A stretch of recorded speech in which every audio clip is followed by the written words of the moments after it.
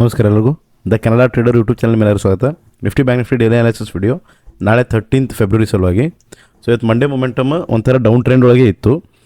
ಈಗ market structure ನೋಡಿರಿ, ಒಂದು ಸಲ ನೋಡಿದ್ರೆ ಒಂದು ಸ್ವಲ್ಪ ಜೂಮ್ ಔಟ್ ಮಾಡಿ ನೋಡಿದ್ರೆ ನಿಫ್ಟಿ ಒಳಗೆ ಒಂಥರ ಲೋವರ್ ಲೋ ಫಾರ್ಮ್ ಮಾಡ್ಕೋದು ಬರತ್ತದ ಮಾರ್ಕೆಟಿಗೆ. ನೋಡಿರಿ, ಒಂದು ಲೋವರ್ ಲೋ ಮಾಡ್ಕೋದು ಬರತ್ತೈತಿ. ಈ ಥರ ಒಂದು ಕ್ಲಿಯರ್ ಡೌನ್ ಟ್ರೆಂಡ್ ತೋರಿಸತ್ತದ.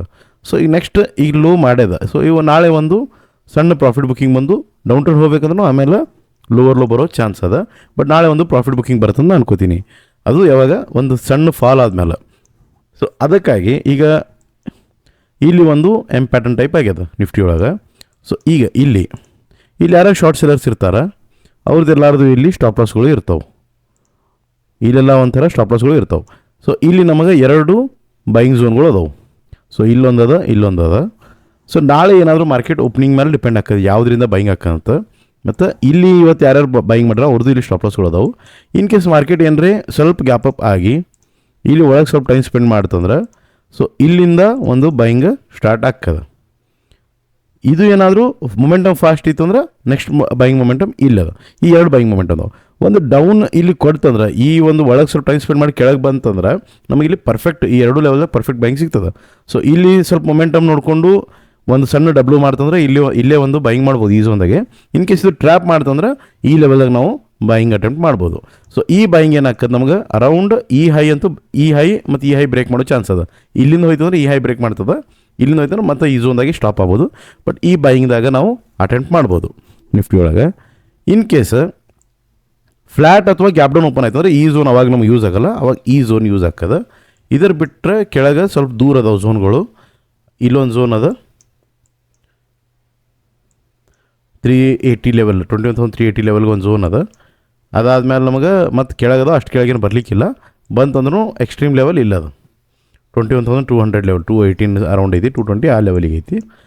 ಸೊ ಇದು ಗ್ಯಾಪ್ ಡೌನ್ ಆದರೆ ನಾವು ಈ ಲೆವೆಲ್ದಾಗ ಸ್ವಲ್ಪ ಬೈಯಿಂಗ್ ನೋಡ್ಕೊಂಡು ಮಾಡಬೇಕು. ಯಾವಾಗ ಮಾಡ್ಬೇಕಂದ್ರೆ ಈ ಸ್ವಲ್ಪ ಟ್ರ್ಯಾಪ್ ಮಾಡಿ ಆಮೇಲೆ ಹೊಳ್ಳಿ ಹೊಂಟಂದ್ರೆ ಅವಾಗ ನಾವು ಟ್ರೈ ಮಾಡ್ಬೋದು ಫ್ಲ್ಯಾಟ್ ಅಥವಾ ಇದಕ್ಕೆ ಗ್ಯಾಪ್ ಡೌನಿಗೆ. ದೊಡ್ಡ ಗ್ಯಾಪ್ ಡೌನ್ ಆದರೆ ಈ ಲೆವೆಲಿಗೆ ನಾವು ಆರಾಮಾಗಿ ಬೈಯಿಂಗ್ ಮಾಡ್ಬೋದು. ಇದು ಬೈಯಿಂಗ್ ಸೈಡ್ ಆಯಿತು. ಈ ಸೆಲ್ಲಿಂಗ್ ಸೈಡ್ ಯಾವ ಥರ ಮಾಡ್ಬೋದು? ಗ್ಯಾಪ್ ಅಪ್ ಆಗಿ ಮಾರ್ಕೆಟ್ ಏನಾದರೂ ಈ ಲೆವೆಲ್ ಬಂತಂದ್ರೆ ಇಲ್ಲಿ ಒಂದು ನಾವು ಸೆಲ್ಲಿಂಗ್ ಮಾಡ್ಬೋದು. ಎಲ್ಲಿ ಈ ಲೆವೆಲ್ದಾಗ ಒಂದು ಸೆಲ್ಲಿಂಗ್ ನಾವು ಅಟೆಂಪ್ಟ್ ಮಾಡ್ಬೋದು. ಇದಾಗ ಗ್ಯಾಪ್ ಅಪ್ ರೇ ಆಗಲಿ ಅಥವಾ ಫ್ಲ್ಯಾಟ್ ರೇ ಆಗಲಿ ಮ್ಯಾಲೆ ಬಂತಂದ್ರೆ ಈ ಲೆವೆಲ್ದಾಗ ನಾವು ಸೆಲ್ಲಿಂಗ್ ಮಾಡ್ಬೋದು. ಇನ್ ಕೇಸ್ ಭಾಳ ದೊಡ್ಡ ಗ್ಯಾಪ್ ಅಪ್ ಆಯಿತು ಅಂದ್ರೆ ಅದು ಚಾನ್ಸಸ್ ಭಾಳ ಕಮ್ಮಿ ಅದ ಇಷ್ಟು ದೊಡ್ಡ ಗ್ಯಾಪ್ ಅಪ್ ಆಗೋದು. ದೊಡ್ಡ ಗ್ಯಾಪ್ ಅಪ್ ಆಯಿತು ಅಂದರೆ ಇಲ್ಲೊಂದು ಪರ್ಫೆಕ್ಟ್ ಸೆಲ್ಲಿಂಗ್ ಕ್ಯಾಂಡಲ್ ನಮಗೆ ಸಿಗ್ತದೆ ಇಲ್ಲಿ. ಸೊ ಇದು ಒಂದು ಪರ್ಫೆಕ್ಟ್ ಸೆಲ್ ಎಂಟ್ರಿ ಸಿಗ್ತದೆ. ಬಟ್ ಇಷ್ಟು ಮೇಲೆ ಬರುತ್ತಂತ ಎಕ್ಸ್ಪೆಕ್ಟ್ ಮಾಡಲ್ಲ ಮಾರ್ಕೆಟ್.